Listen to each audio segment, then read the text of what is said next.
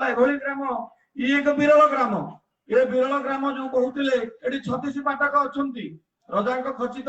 रजा जो नियोजित महिला मणि सेवाई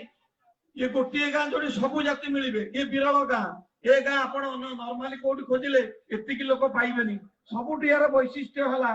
एत जातिर लोक थी केवे बेले कौन अशांत परिवेश है ना ए गाँव रे केवे गंडगोल है ना ए गाँव रे जाति जाति केवे भाव अभाव है ना ए गाँव से जो संपर्क से जो पतियारा से जो कार्यक्रम सबको रुधिमंत करने प्रभुंर जो निर्देश 5 दिन थिला एक दिन भल दिन बोली नुहे एठी किंतु रगड़ी ग्रामवासी से 5 दिन जाक ए धर्म काम आहुरी रुधिमंत करने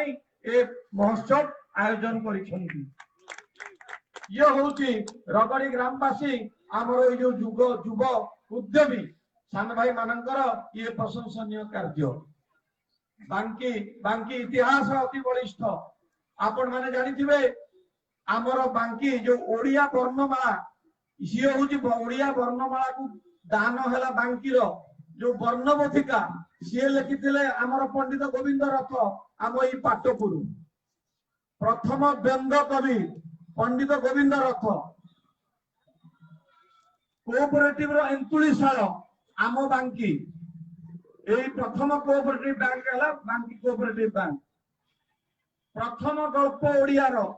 रेवती यही रेवतीर घर है पाटपुर प्रथम ये आज जो ओडिया भाषा जो ओडिसी संगीत ओडिसी नृत्य ये जो आज आमर शास्त्रीय ए कार्य बांकीर दान जोटि पंडित कालीचरण